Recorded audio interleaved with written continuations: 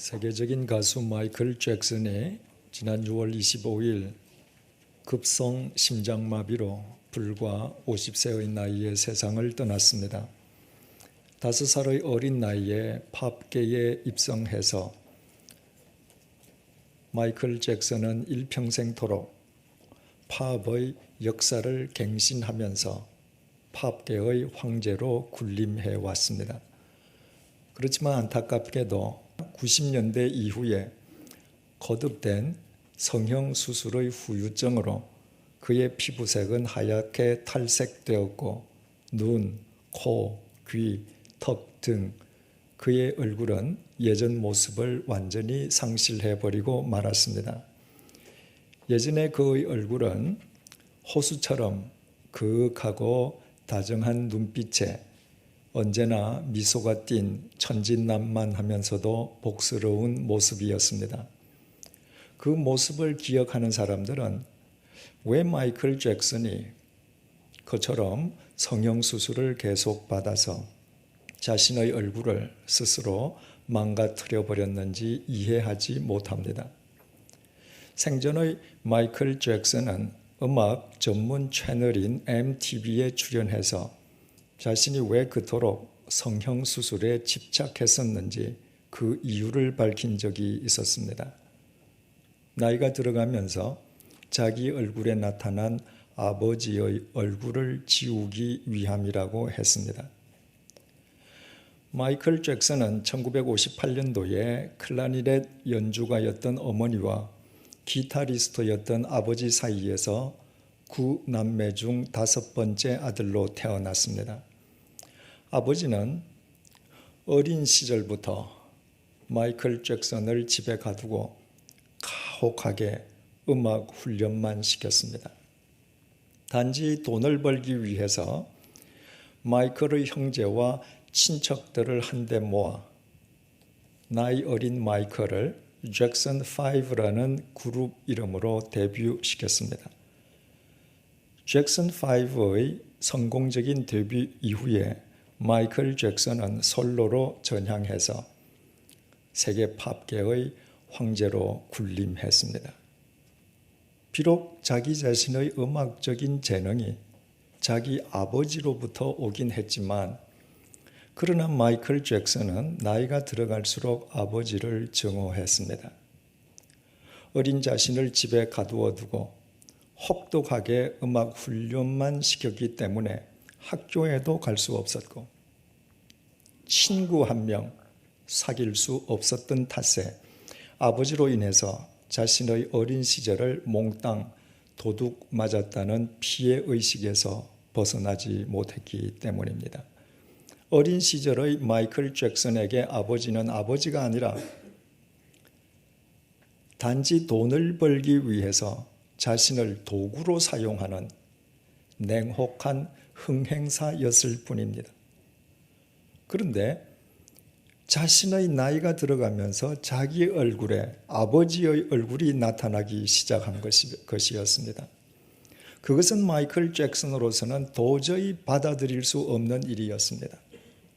그래서 자기 얼굴에 나타난 아버지의 얼굴을 지우기 위해서 마이클 잭슨은 성형수술을 거듭했고 그 후유증으로 자기의 얼굴과 자기의 삶을 훼손하는 비극적인 결과를 초래하고 말았습니다.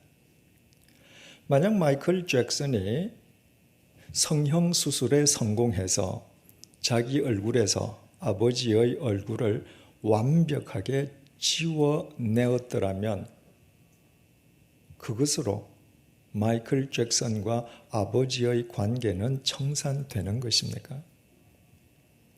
그것으로 마이클 잭슨은 자기 아버지와는 아무 관련이 없는 존재가 되는 것이겠습니까? 결코 그렇지 않습니다. 아버지와 아들의 혈연 관계는 어떤 경우에도 이 세상 그 무엇으로도 단절되거나 청산되지 않습니다. 자기 얼굴에 나타난 아버지의 흔적을 성형수술로 아무리 지워내어도 그 아들은 그 아버지의 아들일 뿐입니다. 만약 마이클 잭슨이 이 사실을 깊이 인식했더라면 한 걸음 더 나아가서 아버지에 대한 증오심을 뛰어넘어 아버지로 받아들였더라면 그 아버지의 얼굴을 지우기 위해 거듭된 성형수술의 후유증으로 자신의 얼굴과 삶을 훼손시키는 아픔을 겪지는 않았을 것입니다.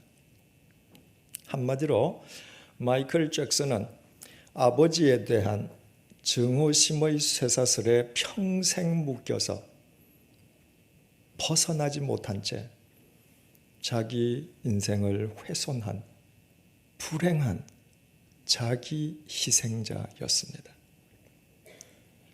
지난 주 초에는 지방에서 신앙생활을 한다는 어느 집사님의 전화를 받았습니다. 올해 나이 40세로 두 자녀를 둔 그 여집사님은 결혼한 지 10년 동안 남편을 단 한 번도 사랑해 본 적도 없고 남편으로부터 사랑을 받아본 적도 없었다고 했습니다. 그러던 중에 같은 교회의 어느 남자 집사와 정도 이상으로 가까워지게 되었고 그 남자가 남편과 이혼하면 자신이 책임지겠다고 유혹했습니다. 두 자식까지 책임지겠다고 했습니다. 그 말을 믿고 그 남자와 불륜의 관계까지 맺은 그 여집사님은 남편에게 이혼을 요구했습니다. 그러나 남편은 무슨 소리를 하느냐며 이런 지하에 거절했습니다. 남편은 자기 아내가 그 남자와 정도 이상 가깝다는 사실을 알고 있었지만 하지만 자신이 믿는 아내가 그 남자와 불륜을 저질렀으리라고는 상상도 하지 못하고 있었습니다.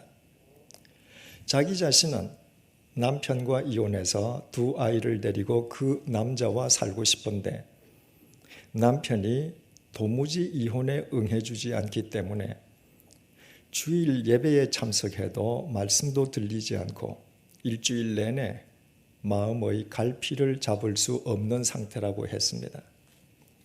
그래서 어떻게 했으면 좋겠느냐는 것이 상담 내용이었습니다. 그분의 이야기를 다 들은 뒤에 그분과 저 사이에 이런 대화가 오갔습니다. 40세의 유부녀인 집사님을 그 남자가 자식까지 함께 데리고 살겠다면 그 남자 역시 유부남 아니겠습니까? 그렇습니다. 유부남이 자식이 2명 딸린 유부녀와 함께 살기 위해서는 먼저 자기 아내를 버리고 자기 자식을 버려야 할 터인데 그 남자가 그렇게 하겠다고 약속을 합니까? 물론입니다.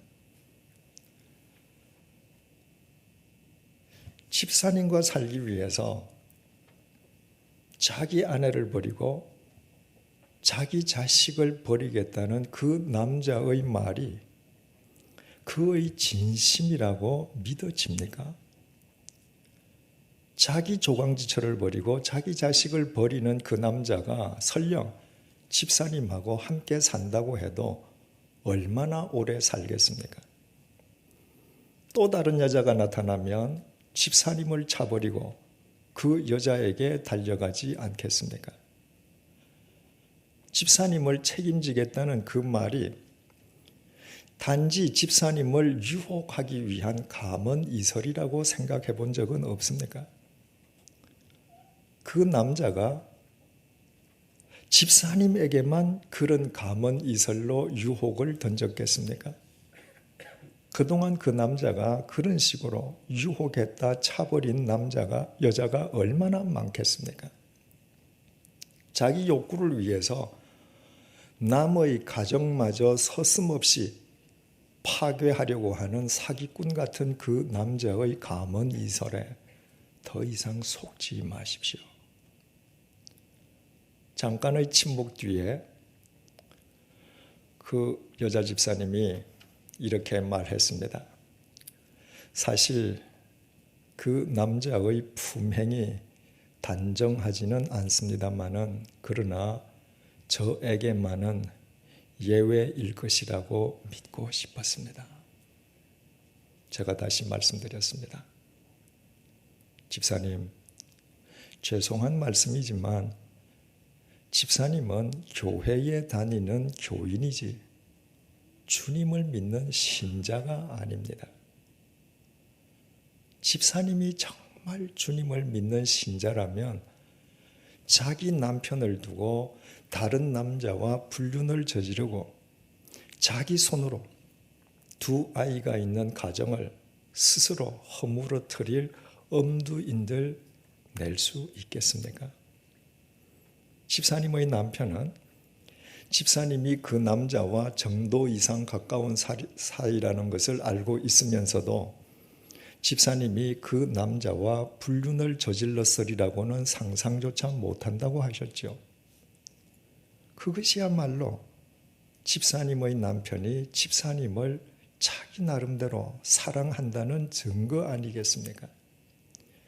집사님은 결혼한 뒤에 남편을 한 번도 사랑해 본 적이 없었다면서요. 그 남자를 사랑했듯이 지금부터 남편을 진정으로 사랑해 보십시오. 그리고 그 나쁜 남자를 다시는 상종도 하지 않도록 당장 교회를 다른 교회로 옮기십시오. 그리고 제가 한 가지 방법을 제안해 드리겠습니다. 지금 그런 마음 상태로는 아무리 하나님의 말씀을 듣고 읽어도 귀에 들어오지 아니할 것인즉 노트에 성경을 쓰기 시작하십시오. 하나님께서는 우리에게 당신의 말씀을 주셨지만 카세트 테이프나 CD로 주신 것이 아니라 문자로 주셨습니다. 그래서 하나님의 말씀인 문자를 손으로 쓰면 눈으로 읽을 때보다 하나님의 사랑과 능력을 훨씬 더 깊이 체험하게 됩니다. 그 말씀의 빛을 쫓아 그동안의 잘못된 삶에서 돌아서십시오. 그 말씀의 빛 속에서 남편과 내 두 자식들이 하나님께서 주신 얼마나 귀한 존재인지를 깨닫고 진심으로 사랑하십시오. 지금까지 전혀 경험해보지 못한 행복을 누리게 될 것입니다. 그분이 흐느끼면서 제게 이렇게 반문했습니다. 정말 하나님의 말씀이 갈피를 잡지 못하는 제 마음을 사로잡아 주실까요? 분명히 사로잡아 주실 것입니다. 집사님이 쓰게 될 성경은 인간의 말이 아니라 살아계신 하나님의 말씀이기 때문입니다. 한번 해보시겠습니까? 계속 흐느끼면서 예라고 대답하는 그분을 위해서 제가 기도해 드렸습니다. 하나님 아버지, 지금부터 이분이 하나님의 말씀을 손으로 쓰기 시작할 것입니다. 하나님께서 사랑과 능력으로 이분의 마음을 붙들어 주십시오. 말씀의 빛을 쫓아서 헛된 정욕의 사슬에서 벗어나게 하시고 말씀의 빛 속에서 남편과 자식들을 진정으로 사랑하는 기쁨과 행복을 누리게 해 주십시오. 따지고 보면 이 세상 모든 인간들은 자기라는 감옥 속에 갇혀 자기라는 쇠사슬에 묶여 사는 존재들입니다. 어떤 사람은 마이클 잭슨처럼 정오의 쇠사슬에, 어떤 사람은 지금 방금 말씀드린 그 여자처럼 정욕의 쇠사슬에, 또 어떤 사람은 자기 욕망의 쇠사슬에, 또 다른 사람은 자기 신념의 쇠사슬에 묶여 살고 있습니다. 겉으로 보면 모두 자유인처럼 보이지만 실제로는 전혀 자유인이 아닌 것입니다. 이런 관점에서 오늘의 본문은 우리에게 중요한 메시지를 전해주고 있습니다. 본문 6절을 보시겠습니다.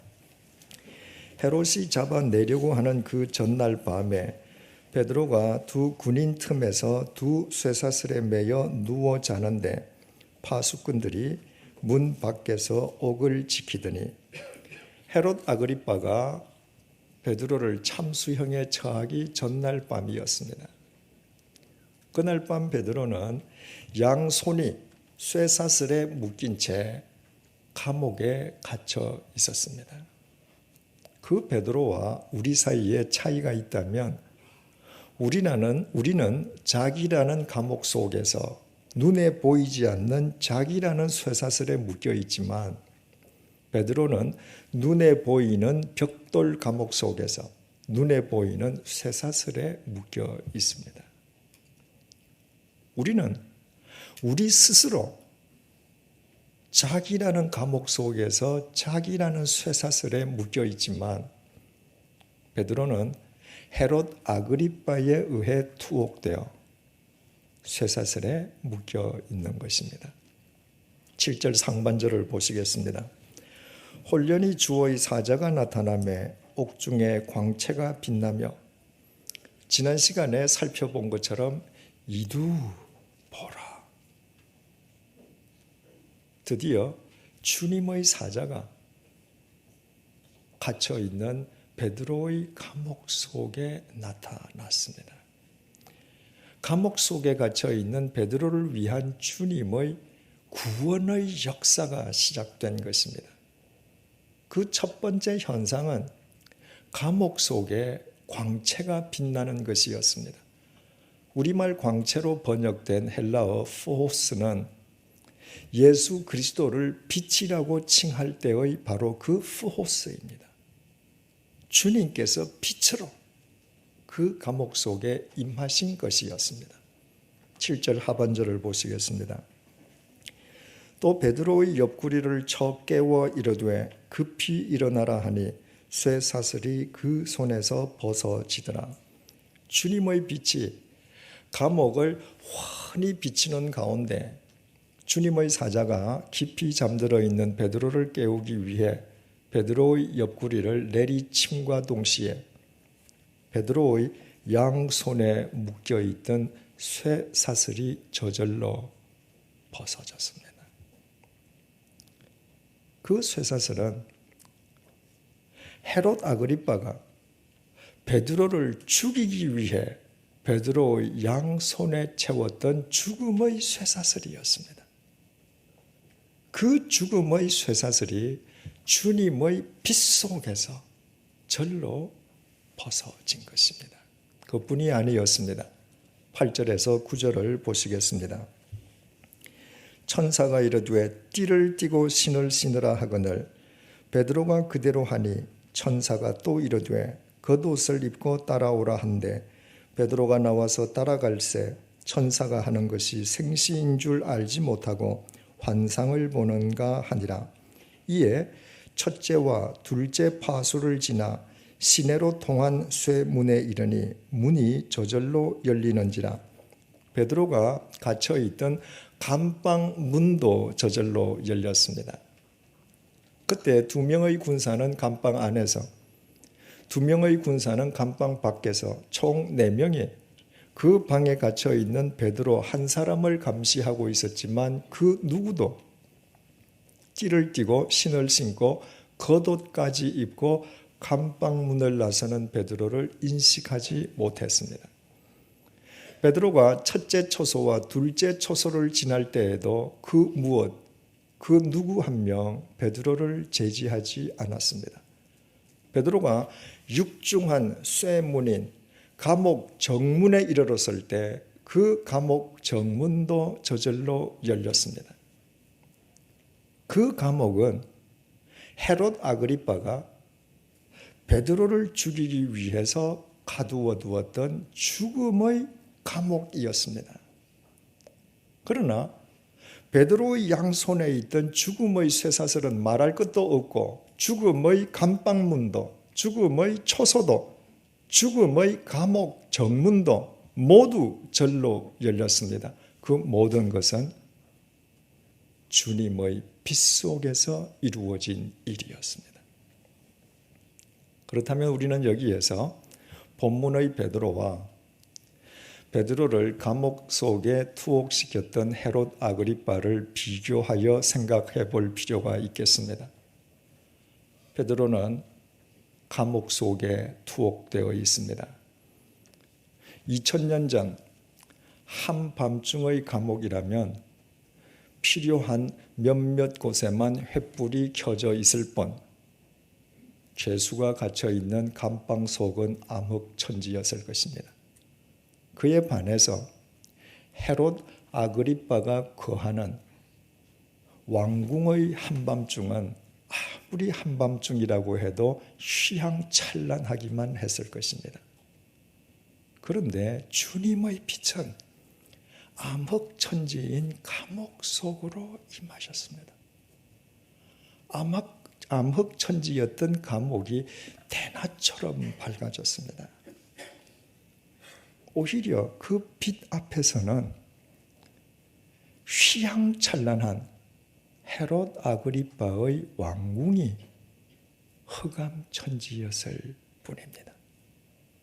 주님의 빛 속에서 베드로는 쇠사슬에서만 벗어났을 뿐만 아니라 그 죽음의 감옥으로부터도 벗어날 수 있었습니다. 그러나 이 주님의 빛과 무관한 헤롯 아그리빠는 화려한 왕궁 속에 있지만 그러나 그는 온갖 종류의 쇠사슬에 스스로 묶여 있는 인간이었습니다. 욕망의 쇠사슬, 정욕의 쇠사슬, 정오의 쇠사슬, 권력의 쇠사슬 등 온갖 죽음의 쇠사슬로 자기를 칭칭 감고 있었습니다. 그러고 보면 헤롯 아그리빠가 살고 있는 거대한 그 왕궁 자체가 감옥이었습니다. 주님의 빛 속에서 베드로는 쇠사슬과 감옥으로부터 벗어나는 자유인이 되었습니다. 화려한 왕궁 속에 살고 있는 헤롯 아그리빠는 자유인처럼 보였지만 그러나 그는 전혀 자유인이 아니었습니다. 이 땅에 오신 주님께서 공생애를 시작하시면서 안식일에 회당을 찾아가셔서 제일 먼저 낭독하신 하나님의 말씀은 이사야서 61장 1절에서 2절 말씀이었습니다. 제가 표준 새 번역으로 읽어드리겠습니다. 주께서 나에게 기름을 부으시니 주 하나님의 영이 나에게 임하셨다. 주께서 나를 보내셔서 가난한 사람들에게 기쁜 소식을 전하고 상한 마음을 싸매어주고 포로에게 자유를 선포하고 갇힌 사람에게 석방을 선언하고 주의 은혜의 해와 우리 하나님의 보복의 날을 선언하고 모든 슬퍼하는 사람들을 위로하게 하셨다. 주님께서 이 땅에 오신 목적을 밝혀주는 이 구절을 통해 주님께서는 당신께서 포로에게 자유를 주고 갇힌 자를 석방시켜 주시기 위해 이 땅에 오셨음을 천명하셨습니다. 포로가 대체 어떤 사람들이겠습니까? 전쟁 중에 적국에 포로로 끌려간 사람만을 의미하겠습니까? 갇힌 사람은 또 어떤 사람을 뜻하겠습니까? 감옥 속에 갇혀 있는 사람만 뜻하겠습니까? 그렇지 않습니다. 우리 주님께서는 포로로 끌려간 사람, 감옥 속에 갇혀 있는 사람들을 포함해서 우리 모두를 위한 구원자이십니다. 주님께서는 죄와 사망의 포로가 된 우리를 흑암 속에 갇혀 있는 우리를 자유하게 하시고 석방해 주시기 위해 이 땅에 오신 구원자이신 것입니다. 태초에 온 땅은 혼돈하고 무질서했습니다. 한마디로 카오스의 세상이었습니다. 그 카오스의 세상에 하나님께서 빛이 있으라 명하심에 하나님의 빛이 임했습니다. 그리고 하나님의 그 빛 속에서 카오스의 세상이 코스모스, 즉 질서와 조화의 세상으로 바뀌어졌습니다. 하나님의 빛 속에서 혼란의 감옥에 갇혀 무질서의 쇠사슬에 묶여있던 이 세상이 질서와 조화의 세상으로 바뀌어진 것이었습니다. 하나님의 빛이 생명의 빛이기 때문입니다. 이사야 선지자는 이 땅에 오신 예수 그리스도를 두고 이렇게 예언했습니다. 이사야서 9장 1절에서 2절 말씀입니다. 전에 고통받던 자들에게는 흑암이 없으리로다. 옛적에는 여호와께서 스불론 땅과 납달리 땅이 멸시를 당하게 하셨더니 후에는 해변길과 요단 저쪽 이방의 갈릴리를 영화롭게 하셨느니라. 흑암에 행하던 백성이 큰 빛을 보고 사망의 그늘진 땅에 거주하던 자에게 빛이 비치도다. 이 땅에 오신 예수 그리스도 역시 빛이시라는 것입니다. 혼란과 무질서로 인한 흑암의 쇠사슬을 끊어버리는 진리의 빛이시요 죄와 사망의 감옥에 갇혀 있는 자들을 해방시켜 주시는 생명의 빛이시라는 것입니다. 바울은 본래 진리를 짓밟고 주님을 대적하던 어둠의 자식이었지 않습니까? 철저하게 자기라는 감옥 속에 갇혀서 자기 신념의 쇠사슬에 꽁꽁 매여 사는 어둠의 자식이었습니다. 그 어둠의 자식에게 예수 그리스도께서 진리의 빛으로 생명의 빛으로 임하셨습니다. 바울은 그 빛 속에서 자기라는 감옥으로부터 흑암의 쇠사슬로부터 자유를 얻을 수 있었습니다. 그 자유 속에서 바울은 일평생토록 진리의 사람으로 살았습니다. 세상의 빛은 우리의 외적 상태만을 비춰줄 뿐입니다. 오직 진리와 생명이신 주님의 빛만이 우리의 내적 상태까지 비춰줍니다. 단지 비춰줄 뿐만 아니라 혼란과 무질서, 죄와 어둠으로 가득 찬 우리의 마음을 치유해서 우리로 하여금 자기라는 감옥, 자기라는 쇠사슬로부터 자유할 수 있도록 우리를 도와주십니다. 주님은 생명의 빛이시요 진리의 빛이시기 때문입니다. 그러므로 세상의 빛 속에서만 살아가는 사람은 아무리 화려하고 그럴듯해 보여도 실은 흑암 속에서 자기라는 감옥 속에 갇혀 있는 사람일 뿐입니다. 가장 큰 불행은 주님의 빛을 알지 못하는 사람이 자기라는 감옥, 자기라는 쇠사슬에 갇히고 매여 살면서도 자기 자신이 자유인이라고 착각하는 것입니다. 그 사람은 살아있는 것처럼 보이지만 죽은 사람과 다를 바가 전혀 없습니다. 사랑하는 교우 여러분,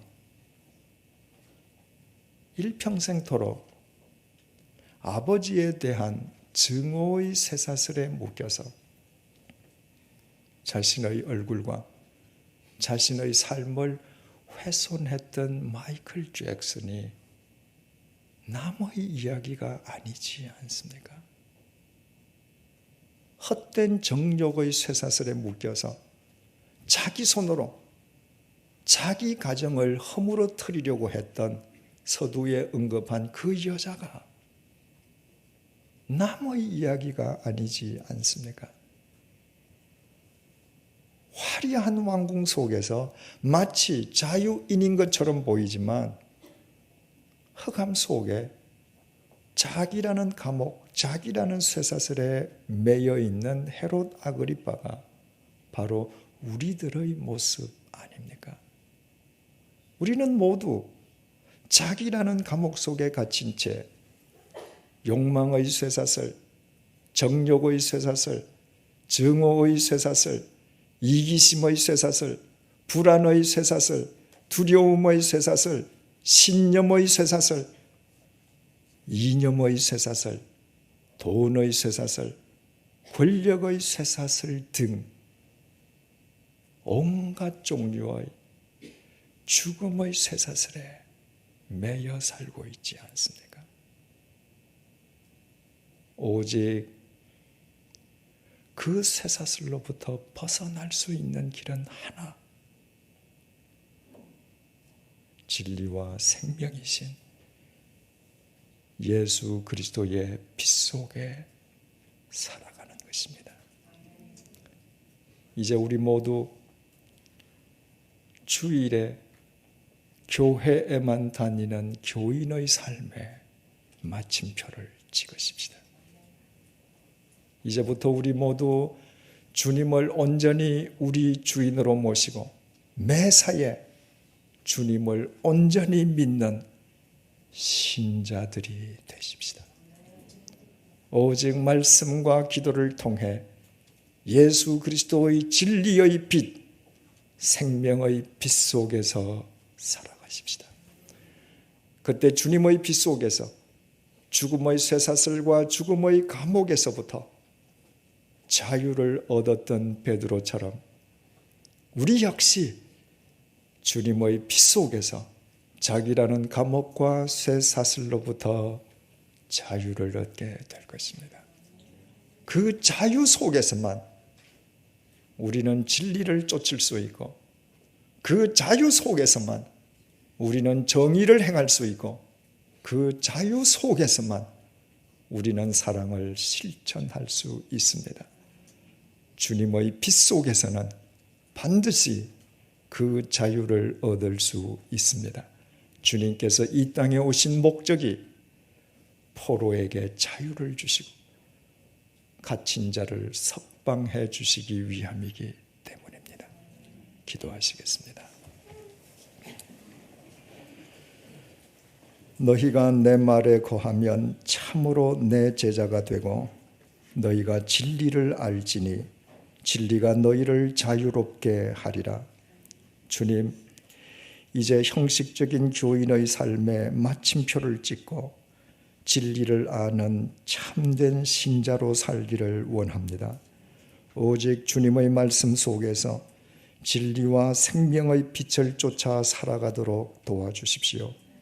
진리의 빛 속에서 자기라는 감옥으로부터 벗어나도록 도와주십시오. 생명의 빛 속에서 죄와 사망의 쇠사슬로부터 석방되게 도와주십시오. 그 빛 속에서 우리 자신을 얽매고 있던 온갖 종류의 쇠사슬로부터 자유를 얻게 도와주십시오. 그 자유 속에서 진리와 정의를 쫓고 사랑을 실천하는 참 자유인의 기쁨을 누리게 도와주십시오.